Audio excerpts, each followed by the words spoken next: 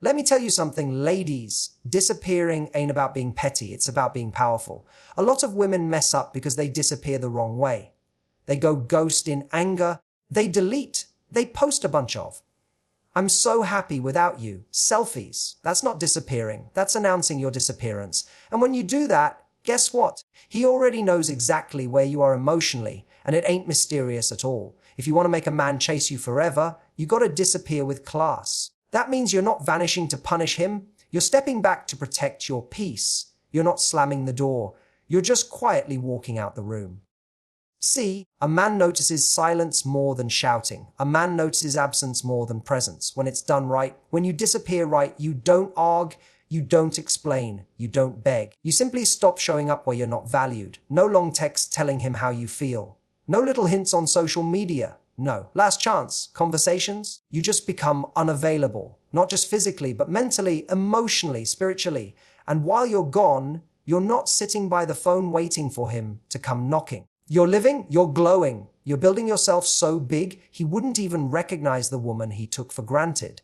See, disappearing right is an energy shift. He feels it before he sees it. It's when you stop making him the center of your world and put yourself right back in that center.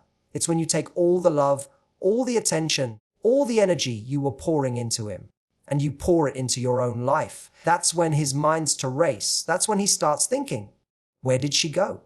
Who's she with? Why isn't she texting me? Because here's the truth. Men are wired to hunt what they can't have, not what's always available. If he knows you're always going to be there, no matter how he acts, he's going to take his sweet time.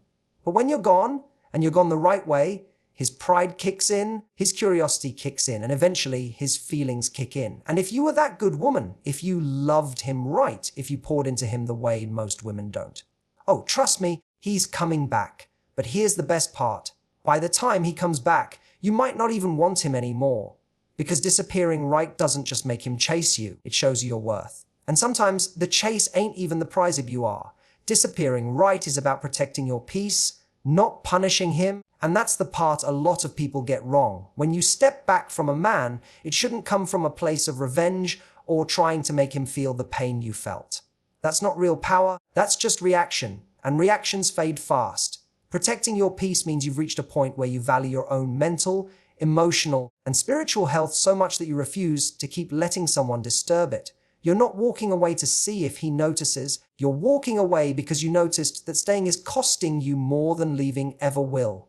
When you disappear from a man in anger, you keep the cord connected because you're still emotionally charged by him. But when you disappear for your peace, you cut that cord clean because the decision comes from clarity, not chaos. Protecting your peace means no dramatic exits, no public displays, no throwing shade online. It means you move quietly, you move gracefully, and you move without needing to prove anything to anyone. This kind of disappearance hits differently because it doesn't come with noise. It comes with absence, and absence has a weight to it that presence never will. When you protect your peace, you're not focused on what he's going to do without you. You're focused on what you're going to do without him. And that shift changes everything. You stop living in reaction mode, and you start living in creation mode, building a life that feels good to you without waiting for him to be the reason you feel good. Disappearing right means you don't slam the door, you simply walk out of it and lock it behind you in your own mind. You don't need to make an announcement about leaving, because the person who truly cared would already know why you left without you having to explain.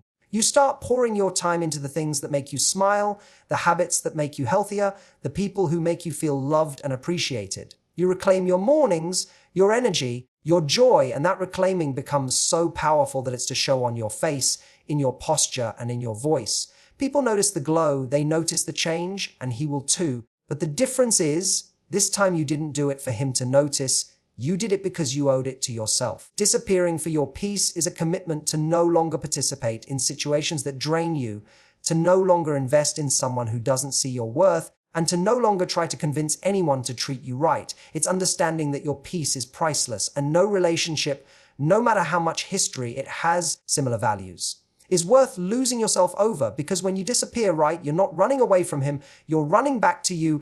Silence and absence speak louder to a man than arguments or begging, because when you stop talking, you stop feeding the situation with energy. Arguments give him something to respond to. something to push back against, and in many cases, something to use to flip the blame back on you. Begging shows him that no matter what he does, you're still willing to fight for him even if he's not fighting for you. But silence leaves him alone with his own thoughts, his own guilt, his own imagination, and that is far more powerful than anything you could say. Absence removes the comfort of having you there whenever he wants, and that comfort is something most men take for granted until it's gone. When you're quiet, he starts to wonder what's going on in your mind, and when you're not around, he starts to notice all the little things you used to do that he never paid attention to before. Silence and absence create a space where he has no choice but to feel the void you left. It's human nature to value what's not there more than what's constantly present, and men are no different. The absence of your voice, your presence, your attention creates a vacuum that his ego can't stand because he's used to having you as part of his daily reality. This is why disappearing right hits so deep. It forces him to face the reality that access to you was never guaranteed, and now that it's gone, it's not something he can just snap his fingers to get back. Silence also protects your dignity because it stops you from over-explaining or pleading your case to someone who's already shown you how much they value you. Absence puts the focus back on you, giving you time and space to realign your energy instead of wasting it on trying to make him understand something he may not even want to understand. It's not about the silent treatment to punish him, it's about intentional silence to reclaim your power.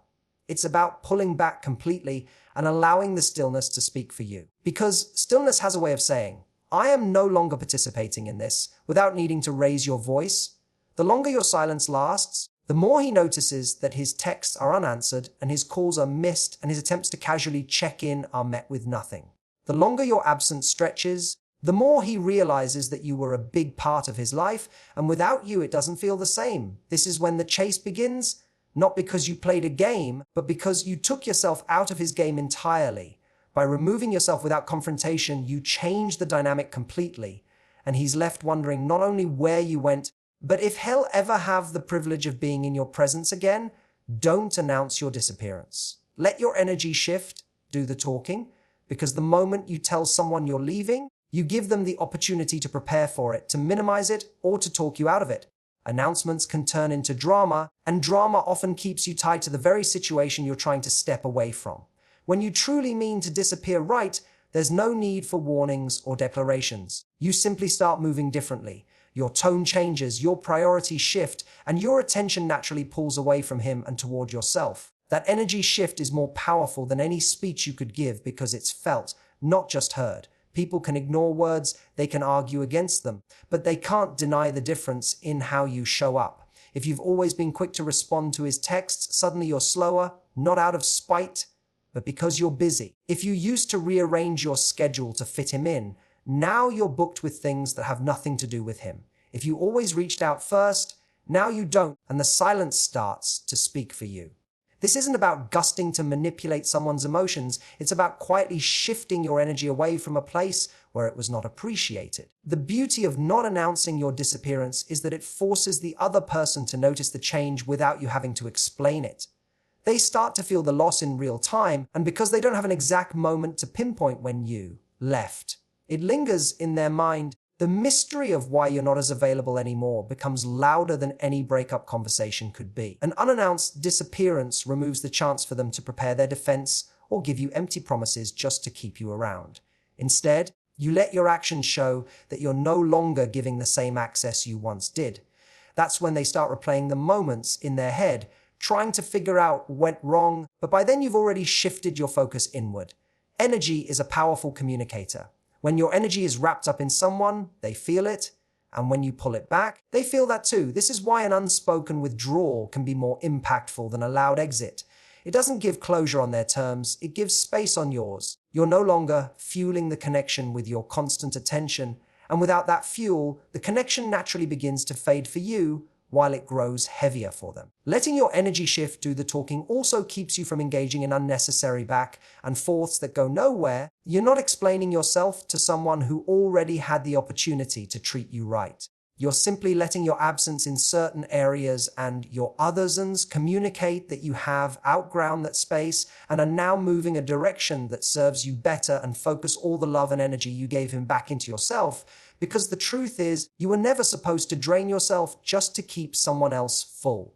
When you've been giving your time, your attention, your patience, and your affection to a man who hasn't been reciprocating, you start to feel empty without even realizing it. Every unanswered text, every unappreciated gesture, every overlooked effort slowly chips away at you, and before long, you're running on fumes. That's why when you decide to disappear, right, you have to redirect all that energy inward. Think about how much thought you put into making him feel special.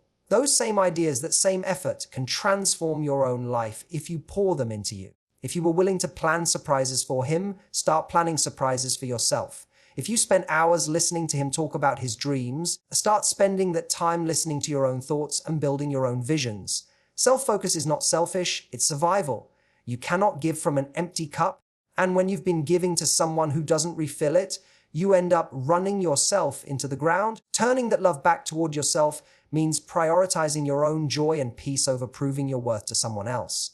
It means investing in your own growth, whether that's learning a new skill, improving your health, traveling somewhere you've always wanted to go, or simply creating a life that feels good to wake up to. This shift not only heals you, but it changes the energy you give off to the world. When you focus on yourself, you start to glow in a way that can't be faked, and people, including him, notice. The attention you used to give away so freely now becomes rare, and rarity is valuable. A man who once thought your love was endless suddenly sees it was conditional on how you were treated.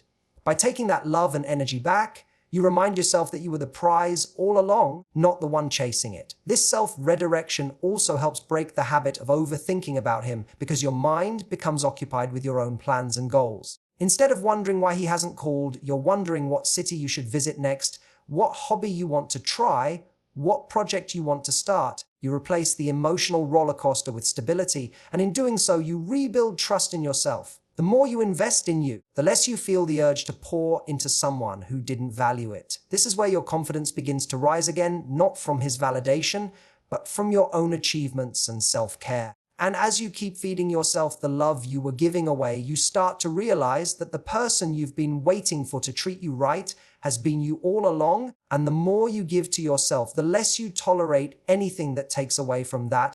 A man's curiosity and pride kick in when he realizes you're truly unavailable, because deep down, most men operate with the belief that you'll always be there, especially if you've been consistent with your love, attention, and presence. When that consistency suddenly stops, it disrupts the rhythm he's grown used to, and that disruption is what wakes him up. Curiosity begins to creep in first. He starts wondering where you are, what you're doing, and more importantly, who you're doing it with. This curiosity is powerful because the mind fills in blanks with scenarios, and often those imagined scenarios bother him more than the truth ever could. Then comes pride, and pride doesn't like the idea of losing something it once had access to. Pride makes him think about how it might look to others if you've truly moved on, how it might feel if someone else is getting what he used to have without even trying. This is when the chase begins, not necessarily because he suddenly became a better man overnight, but because the combination of curiosity and wounded pride creates a strong pull to get you back into his world. The key here is that he must see you as completely unavailable, not just playing hard to get. If he senses you're still emotionally tied to him, he won't feel the urgency to act.